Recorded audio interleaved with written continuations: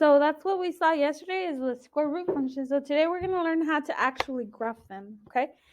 So our objective says I can graph square root functions using transformations. And so our transformations, if you guys remember, those are our A, H, and K. Anytime you see that word right here, transformations, that's talking about A, H, and K. Hopefully you guys remember what each of those do. So like our A is our reflection, stretch and compression, H tells you left or right, and K tells you up or down. Prior knowledge, you guys can just cross that out. We're not going to do it just because we were supposed to learn it in December, but that's when we were short on time, so we skipped all the graphing stuff. So we're not doing the prior knowledge today. But I guess the concept can be kind of our prior knowledge. So now we're going to be looking at the square root functions. So the square root functions are in this format. We have f of x is equal to a in the front times the square root of x minus h inside the radical, and then a plus k on the outside of the radical, okay? And if you remember our transformations, we have our a, h, and our k. So our a value is the one out front. So our a value says if a is less than 0, then it's a reflection across the x-axis. So if a less than 0, that basically means we're looking at negative values. If we have a negative out front, that means we're going to have an x-axis reflection. Okay?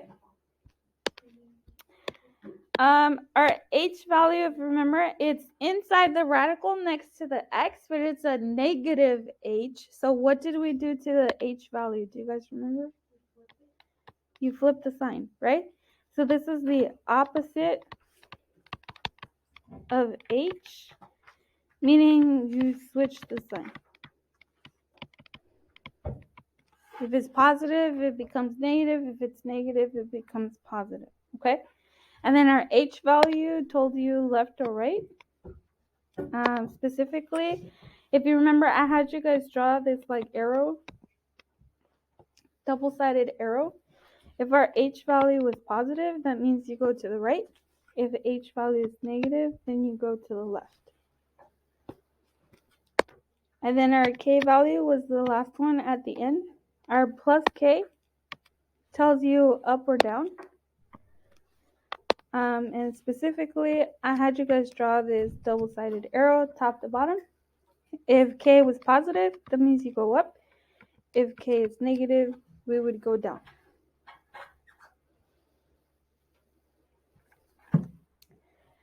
And the other thing I forgot to talk about was the vertical stretch. If a is greater than 1, absolute value of a. So if you have a number 2 or bigger, I guess bigger than 1 is not necessarily just 2, but you could have 1.5, you could have 1.75. Anything bigger than 1 is a vertical stretch. And then a vertical compression is between 0 and 1. So like a 0.5, a 0.75, 0.25, and so forth, okay? So compression is anything between 0 and 1, the absolute value of a between 0 and 1.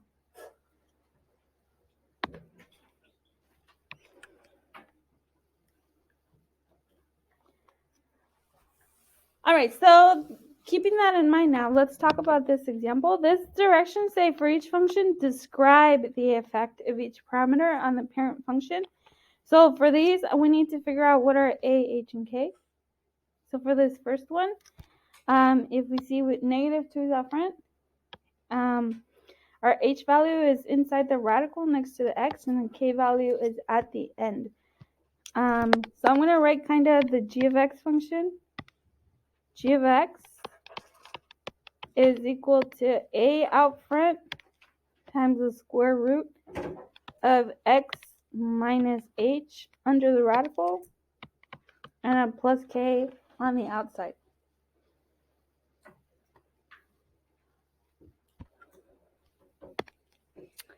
All right, so my a value is right in the front. What is our a value? Take a look at that, and you're going to tell me on the count of 3 what's a. Everybody, ready? Tell me in 3, 2, 1. -2. That did not sound like everybody. Our h value, remember to switch the sign. You're going to tell me what's h on a count of 3. Ready? Tell me in 3, 2, 1. So I heard positive and I heard negative. Remember, we switched the sign. It's positive right now, so it becomes -3. And then our k value is at the end. K stays the same. So k, tell me in 3, 2, 1. -1. Thank you. All right, so the directions say to describe the effect. So in words, what do each of those mean? So if we look back at here, first our A value, if it's negative, it's an x-axis reflection, and then we check if it's bigger than 1, it's a stretch.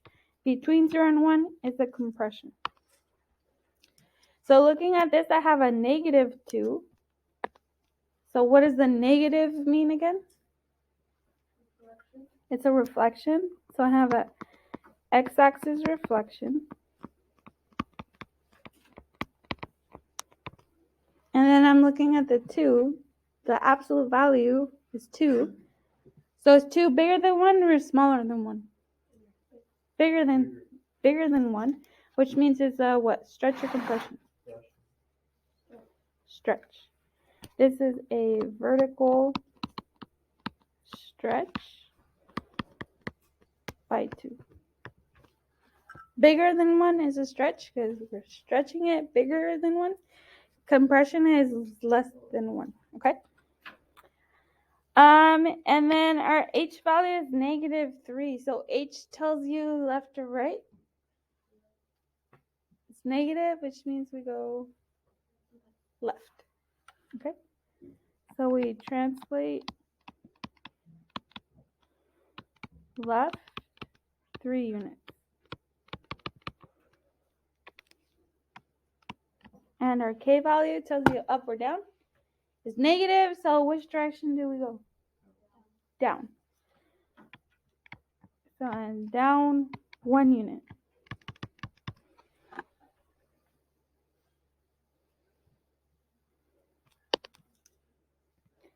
All right, so you guys go ahead and try with this second one.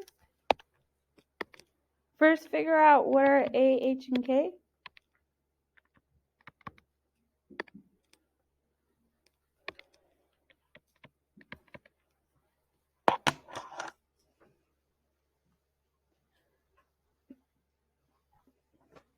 Okay, go ahead and lefties tell your partner what are A, H, and K.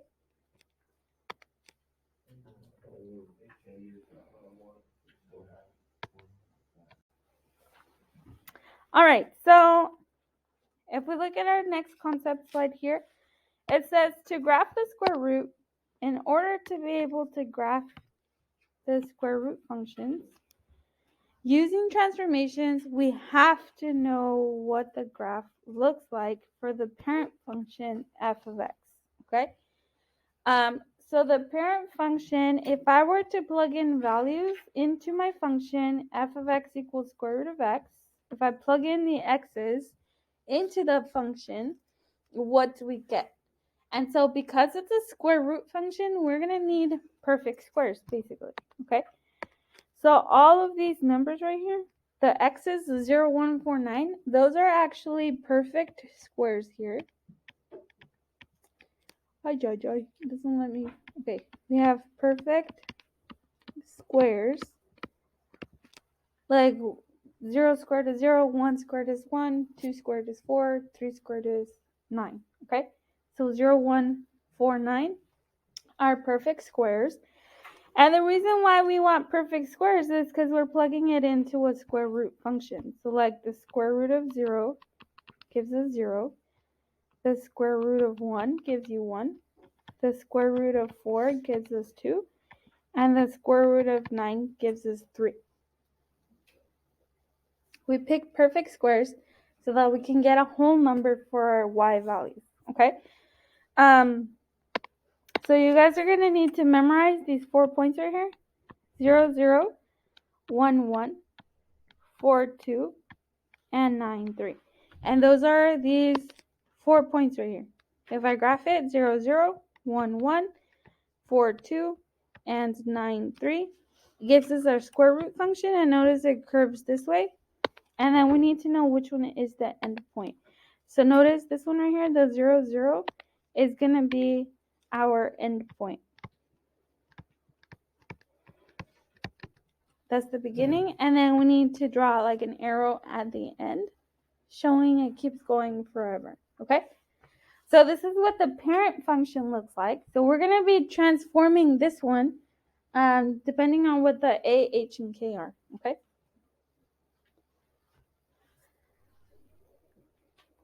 So if we look at our next piece here, it gives you the steps to graph. So the steps to graph square root function, we need to know this piece right here. First, we find a, h, and k, and then figure out what each one tells you to do. And then you're going to take your key points, 0, 0, 1, 1, 4, 2, and 9, 3. And we're going to translate them or transform them with a, h, and k. And then at the end, you got to figure out which one was the endpoint and draw a smooth curve from the endpoint in the other direction with an arrow at the end. Okay? So if we look at our first example, I'm not sure, do you guys have to, no, it's already there, so you don't have to copy it. Well, we have g of x equals -2 times the square root of x plus 3 plus 4 after the radical. So our steps say to first find your parameters a, h, and k. So I need to figure out what are a, h, and k. So go ahead and lefties tell your partner what are a, h, and k in this example.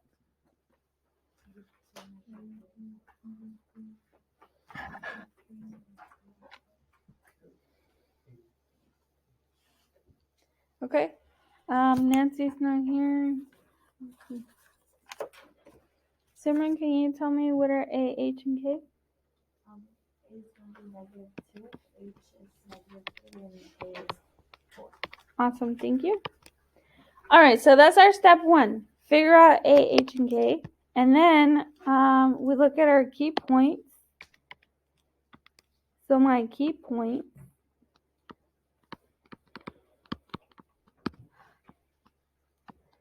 are 0, 0, 1, 1,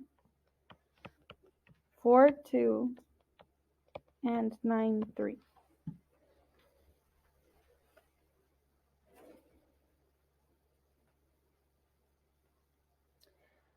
Okay, so what does our a value tell you to do? That's a -2. So first of all, the 2 tells you to do what? It's a stretch by 2. And so if you guys remember what we did, I told you guys to, like, if it's a 2, you're doubling the distance from the x-axis, right? So first you want to do like your stretches and compressions, then you want to do the reflections, and then you do the translations, okay? So the first thing you want to do is double the distance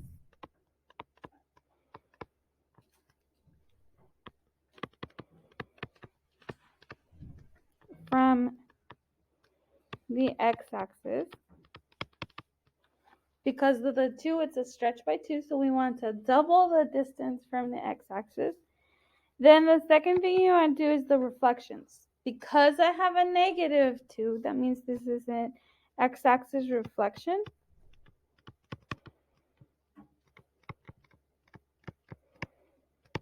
So the x-axis reflection, remember that just means you flip it across the x-axis. So if it's a positive, if it's a number on top of the x-axis, you drop it to the bottom of the x-axis. If it's at the bottom, you flip it to the top. And if it's on the x-axis, it basically just stays there. All right, then you want to do your translations at the end. So the third thing you want to do is the translation. So looking at the h and the k, my h is a -3, which means we go to the left 3 times. And then k is a positive 4. That means we're going to go up 4 times. Okay, so left 3 times, up 4 times. So starting at the 0, 0, I'm looking at my first key point, 0, 0. So starting at 0, 0, I'm going to double the distance from the x-axis, but the distance is 0. So 0 times 2 is still 0. And then flip it across the x-axis is already on the x-axis, so I don't do anything. So basically, I'm just going to go to the left 3 times and then up 4. Okay, so from 0, 0, we go left 1, 2, 3, and then up 1, 2, 3, 4. And I ended up at -3, +4.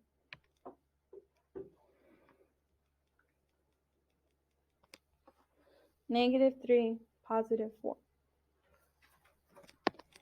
Okay, then we go 1, 1. So 1, 1, I'm going to double the distance, then flip it, and then left 3, up 4.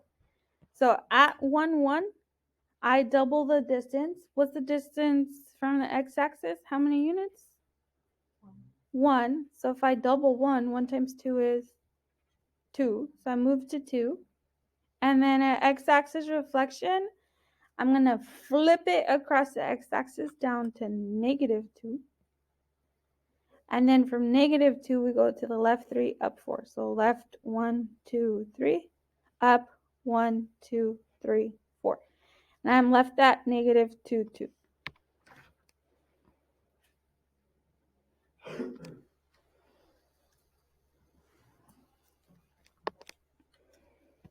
Okay, my next coordinate is 4, 2. So 4, 2 is right here. How many units away is that from the x-axis?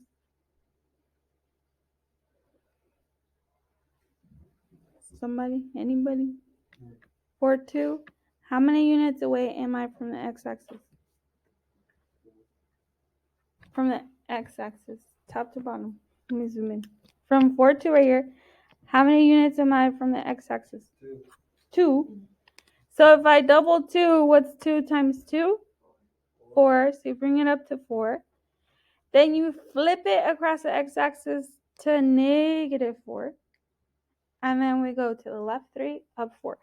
So left 1, 2, 3, up 1, 2, 3, 4. We end up at 1, 0.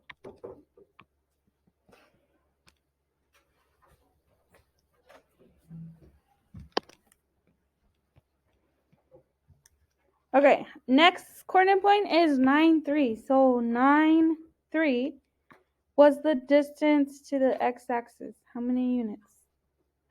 3. So if I double 3 times 2 gives you 6. And then if I flip it across the x-axis, it goes down to -6. And then from there, I go where? Left 3, up 4. So 1, 2, 3 to the left, up 1, 2, 3, 4. And I end up at 6, -2.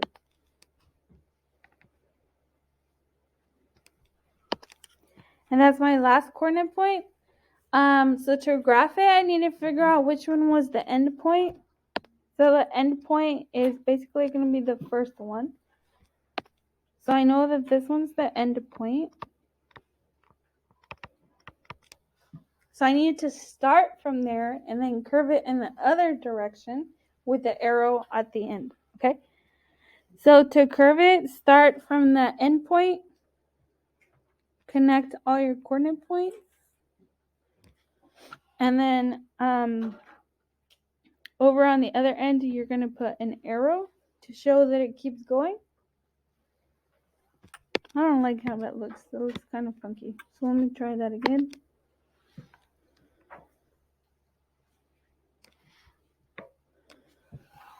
Okay, and then I need to label it as g of x. This is called g of x, so we label it g of x when we graph it.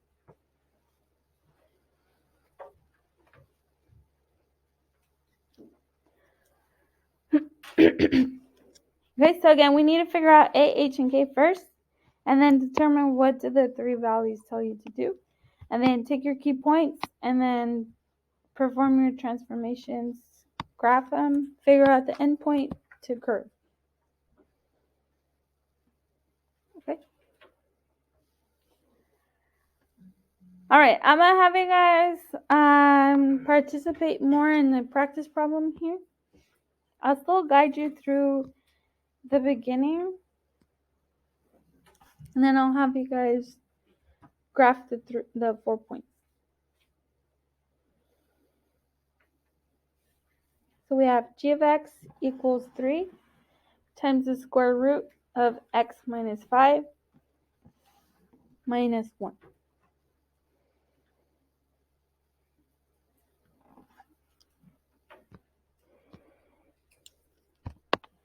All right, so first figure out what are A, H, and K.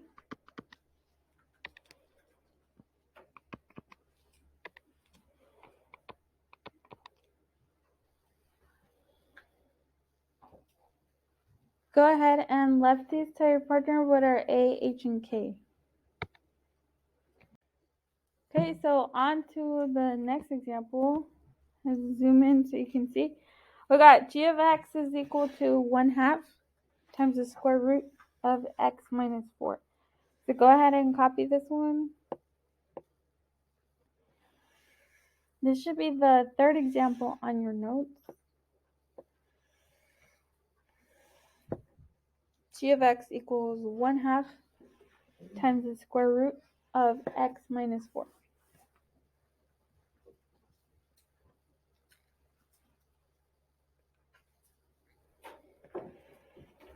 Okay, so if we look at our A, H, and K here, A, H, and K. Go ahead and lefties tell your partner what are A, H, and K.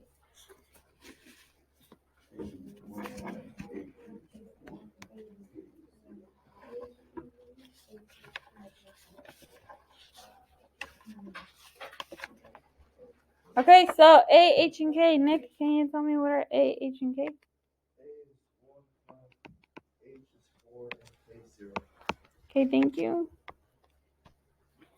All right, then our key points are always the same for square root functions. So key points 0, 0, 1, 1, 4, 2, and 9, 3. Okay. So first off, do we have a reflection? X-axis reflection, why or why not? How do you know? Go ahead and righties tell your partner, do we have a reflection? Why or why not?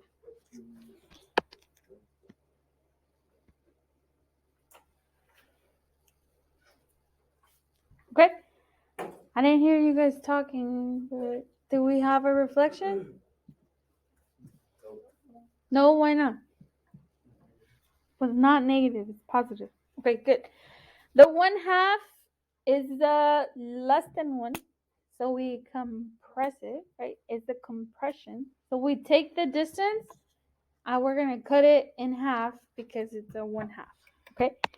So the first thing we want to do is cut the distance in half.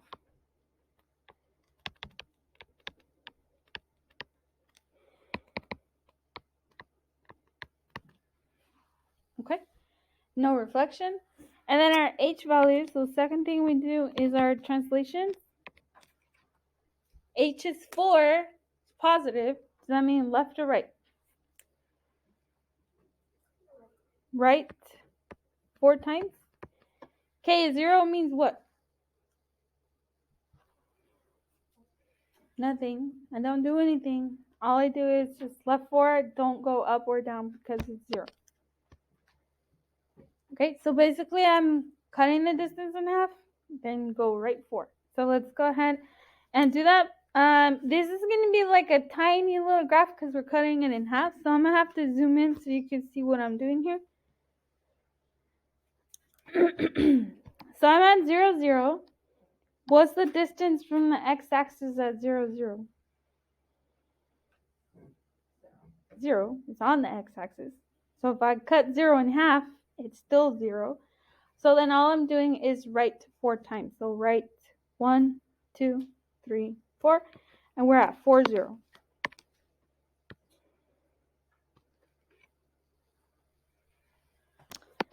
Then at 1, 1 here, my distance is 1, so what's half of 1?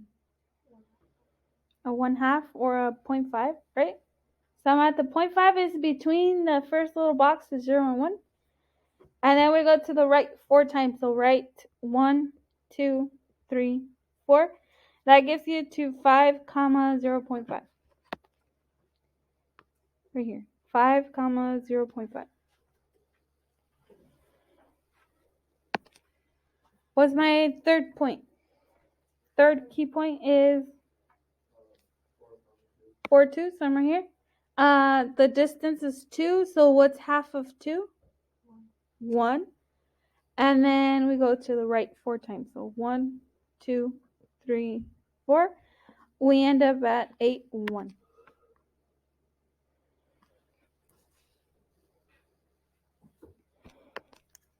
All right, then my last point is what? 9, 3. So distance is 3. What's half of 3? 1.5. So we're in the middle right here of 1 and 2. So at 1.5, we go to the right 4 times. So 1, 2, 3, 4. And we're off, just slightly off the graph right here at 13. So we're at 13, 1.5. And then the end point is the first one right here.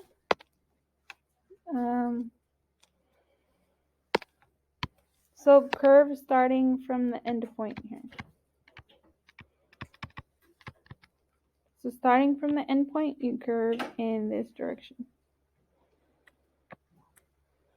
And then we label it g of x.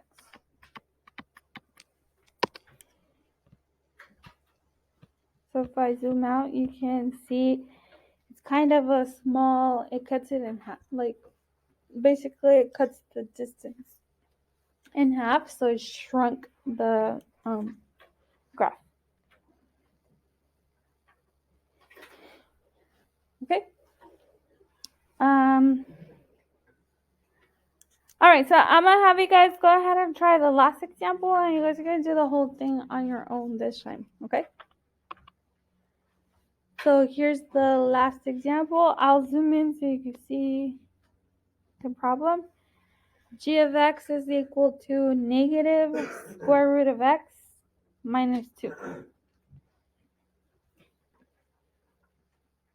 G of x is equal to negative square root of x minus 2.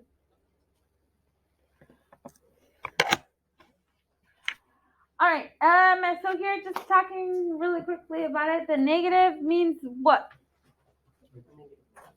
The reflection, right? Negative means you reflect it across the x-axis. My a value, I don't have a number attached to it, so it's negative 1. And a 1 is not a stretch or a compression. So all you're going to do with the a is just flip it across the x-axis, okay? What's my h value here? H is inside the radical. Do I have anything next to the x inside the radical? No. So h is 0. We don't go left or right, but k value is negative 2. So that means you're going to take it down 2 units. Okay? So see if you guys can graph this one. Okay, so here's the solution to your graph. You guys can double check it. Since today's Friday, I don't really want to give you guys homework over the weekend. So we're going to just do it in class on Monday. So don't worry about the assignment. Okay?